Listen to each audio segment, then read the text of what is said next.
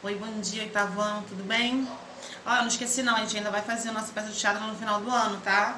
Esse momento de coronavírus vai passar, as aulas vão voltar ao normal.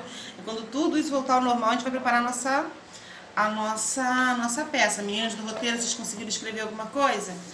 Espero que já tenham conseguido escrever, pra gente podendo estar ensaiando.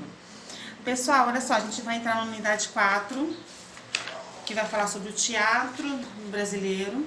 Só que o assunto, só que dentro desse assunto tem vários outros assuntos. Hoje a gente só vai falar sobre o teatro no Brasil. A gente vai falar sobre o histórico do teatro no Brasil, como ele se tornou, como ele surgiu no Brasil, quando ele deixa de ser apenas uma arte de diversão e vai se tornar uma arte social.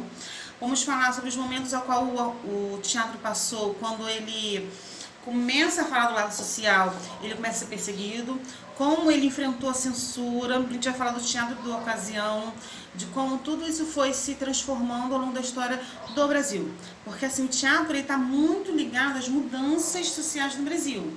É o que eu sempre falo, se você souber identificar determinados momentos da arte, você consegue explicar o momento político, o momento econômico do país. E é a situação mesmo do teatro. Quando você começa a estudar o teatro, como ele surgiu? Ele surgiu com a família real, chega no Brasil. Não, retificando. Ele surge quando os jesuítas vêm para cá para catequizar os índios. Depois disso, ele vai passar por várias mudanças. E dentro dessas mudanças, a gente tem momentos pontuais na história do Brasil. Então, assim, a arte, como eu sempre falo, ela está relacionada a tudo que está acontecendo na sociedade. Ela é a expressão da sociedade. A gente vai estar trabalhando a página 103 e nós vamos estar fazendo, eu vou fazer junto com vocês depois. Tem os slides, nesses slides eu vou explicar como o Teatro do Brasil começou. Então, pessoal, o teatro ele surge no Brasil após Portugal fazer do Brasil sua colônia. Lembra da aula de história? O primeiro momento de Portugal no Brasil é somente exploratório. Depois disso, ele se torna colônia. E ao se tornar colônia, os jesuítas, ao chegar aqui, que encontram os índios, resolve catequizar cada um deles, transformá-los em cristãos. E pela diferenciação na língua, a dificuldade de entendimento, eles começam então a ensaiar, a mostrar a história da Bíblia, de salvação, de Deus, pecado, inferno, através da encenação. E durante muito tempo, o Brasil ele vai ter esse tipo de teatro, voltado simplesmente para o religioso. Mas quando começa o romantismo na Europa e chega aqui, e vocês vão estudar o romantismo na literatura, ele começa a mudar o cenário do teatro no Brasil. Então começa a surgir peças de teatro diferente, não mais com teor religioso. Um desses principais vai ser Martins Pena, ele que vai dar o início às comédias de costume, que começa a debochar, entre aspas, dos costumes da sociedade. Através disso vai começar a mudar totalmente o teatro no Brasil. Aí a gente tem alguns nomes de destaque, nós vamos ter o Arthur de Azevedo, a gente vai ter o João Caetano, a gente vai ter o Machado de Assis, muitas peças de Machado de Assis foram ensaiadas. E agora a gente vai ter a influência do romantismo, que vai ser o sentimento de nacionalista. O que vai surgir? O romantismo ele vai trazer esse sentimento de que eles pertencem a uma nação. Nós não somos mais de Portugal, não pertencemos mais a Portugal. Nesse meio tempo, a gente vai ter a independência do Brasil e esse sentimento nacionalista vai ficar mais forte, ao ponto dos atores franceses, os atores estrangeiros, não ser mais chamados para estar ensaiando.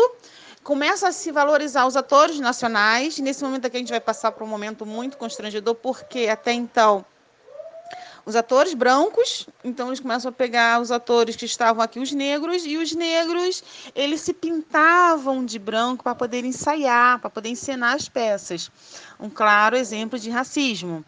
A gente vai ter o romancista Joaquim Manuel Manuel que vai criar os mitos, e dentro desses mitos são os heróis nacionais, são a beleza do Brasil. O Brasil era um país lindo, grande, que precisava ser valorizado.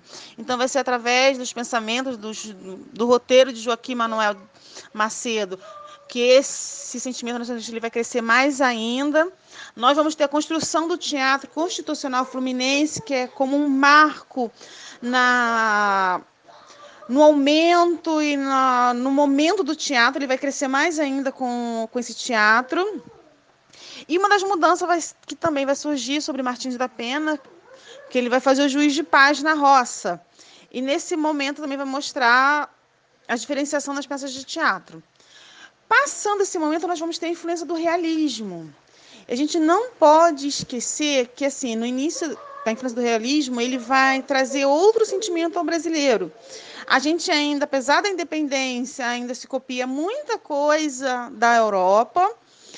E quando surge o realismo lá, que vem falar sobre as temáticas sociais, os problemas que estão acontecendo na sociedade, os problemas de pobreza, de abandono, de violência, importamos isso para o Brasil. Isso vai influenciar no teatro, porque a gente vai deixar as comédias de costume, a gente vai deixar os mitos e vai começar a falar sobre os problemas sociais no Brasil.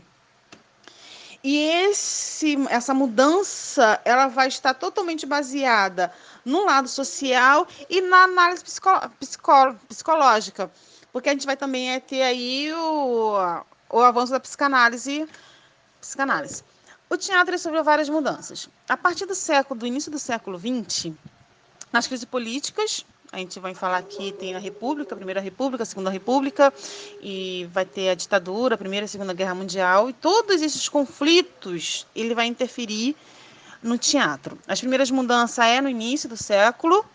O teatro, ele já, como eu falei, baseado no realismo, ele não está mais preocupado em fazer comédia para a sociedade, ele está preocupado agora em expressar o que está acontecendo na sociedade, fazer as pessoas abrirem os seus olhos que estavam acontecendo. Então, ele ganha essa liberdade de expressão. Ele vai ser influenciado mais ainda pela arte moderna, então a gente vai ter o modernismo influenciando no teatro, e a gente vai ter o Oswaldo de Oliveira escrevendo peças, falando do modernismo, falando do Brasil. Nós vamos ter outros atores e atrizes e autores expressando o sentimento modernista no Brasil nesse momento. Nós vamos ter a criação do Teatro do Estudante do Brasil, por Pascoal Carlos Magno, que vai estar tratando, é a primeira manifestação dos estudantes, a reunião deles para estar expressando o teatro. O teatro ele tem muito cunho estudantil, com as mudanças no século, ele vai ganhar os estudantes aí da arte, estudantes das escolas de São Paulo. Nós temos o TCB, que é o Teatro Brasileiro de Comédia. E uma dessas mudanças também vai ser com Guarnieri. Ele é descendente de italiano, ele surge no Brasil, ele vem com seus pais, ele começa a participar de muitas peças, ele começa a participar das mudanças sociais no Brasil. Ele luta por isso, ele vai bater muito de frente, ele vai contra a censura, tudo que vai acontecer no Brasil ao longo da sua história. E mais um momento que o teatro ele ganha visualização como luta social vai ser quando eles encenam a peça Eles Não Usam Black Tie. É uma realidade social. Eu falei errado, Black Tie. Que vai mostrar como é que é formado o povo brasileiro, as lutas dos camponeses, vai falar sobre a classe operária, e aquilo ali traz um choque na sociedade, mas é um choque bom porque as pessoas começam a perceber o teatro, começam a perceber a realidade, que assim, a realidade social não era só a elite. O teatro ele ganha as classes mais operárias, ele se vê reproduzido no teatro, ele se vê no teatro, aquilo ali faz com que as camadas sociais queiram estar participando também do teatro, eles também querem estar dentro do teatro. Depois disso, outras peças foram encenadas. Nós vamos ter o Seu Edgar, de Evaninha e Chico, que vão criar em São Paulo. Essa peça também ela tem muito sucesso, e aqui a gente vai ter o início da da União Nacional de Estudantes, nos primeiros movimentos deles, porque essa peça ela vai ser totalmente ensaiada dentro de uma faculdade. E aí, em 1961, A Semente de Garnier vai ser encenada. Só que ela vai lançar para os palcos o Partido Comunista. E a gente está nesse momento, num mundo, vivendo a Guerra Fria. Então, quando a elite percebe que o Partido Comunista está dentro de uma peça de teatro, eles simplesmente vão censurar. E a partir daí a gente começa a censura dentro do teatro. Ele não pode mais se expressar como eles vinham se expressando. E o auge de tudo, da censura, como ela... porque a Semente ela ainda chegou a ser apresentada num TCB, mas o Filho do Cão, que fala sobre os camponeses nordestinos, ela vai ser totalmente proibida em qualquer teatro. Aí sim, logo depois, nós vamos ter o golpe militar de 64 e a censura a tudo que é falado. Com a censura do golpe militar, em 1968, quando surge o AI-5, tudo que tem cunho social, que está falando sobre o que está acontecendo na sociedade com a censura, com o golpe militar, é proibido. Então, música, teatro, jornal, revista, tudo que estava envolvido, reuniões, tudo que viesse ter um cunho social de luta, de expressão, de liberdade de expressão, era proibido. E muitas peças foram proibidas, muitas peças não passavam, existia um canal de censura, um canal, tudo que era de artista tinha que passar por esse canal para ser liberado. Então, muitas peças não foram separar, não foram apresentadas, muitas tiveram seu corte, os seus textos cortados, e aí vai surgir o teatro da ocasião, que Garnier vai estar falando, que vai ser a base da metáfora. Eles começam, então, a usar metáforas para falar sobre o que estava acontecendo. Sobre a violência, sobre a tortura, tudo que acontecia no Brasil nesse momento de ditadura, de censura, eles começaram a usar a metáfora para poder passar, para poder falar da realidade. Então, assim, teve muitas peças que falavam. Uma delas foi Um Grito Parado no Ar, que vai estar falando sobre a morte de um jornalista. Esse jornalista, ele morreu enforcado, ele sofre, e ele está falando sobre isso, e essa coisa está falando sobre isso, essa peça. Depois dela, que já estava difícil, fica mais difícil ainda se expressar qualquer coisa. Depois aqui tem alguns autores e atores consagrados do teatro. Eu não botei muitos, eu botei só alguns, que os primeiros fazem parte do momento da comédia de costumes, outros vão fazer parte do momento do romantismo, a arte do modernismo. Oswaldo de Andrade faz parte do modernismo, tem o Paulo Outram, Augusto Boas, que você sabe que é do Teatro do Oprimido, ele junto com Gianfrancesco Guarnieri, ele vai ser um dos que vai estar fazendo parte desse teatro de ocasião. E vocês agora vão ter que fazer exercícios. O exercício é da página 103, 1 e 2, a qual vocês vão estar explicando as duas imagens que tem aí, e o outro você vai dar a sua opinião sobre essas duas imagens. E no caderno, vocês vão fazer uma crítica de forma de metáfora sobre a situação atual do Brasil. E vocês vão poder escolher qualquer momento do Brasil. Vocês podem escolher o futebol, que ficou parado por causa dessa quarentena, do confinamento social. Vocês podem falar da economia, como é que a economia vai ficar. Vocês podem falar do próprio coronavírus. Vocês podem falar do que vocês estão passando dentro de casa, nesse confinamento. Vocês podem fazer uma crítica, mas eu quero que ela seja baseada na metáfora. Não, lembrando, o que é metáfora? Metáfora é uma figura de linguagem que produz sentido figurado por meio de comparações.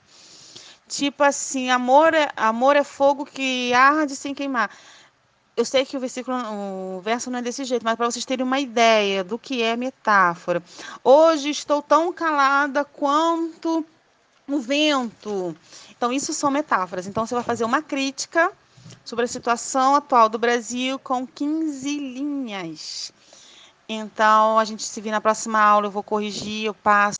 Então, pessoal, olha só. Eu passei um trabalho para vocês fazerem em casa, mas não precisam.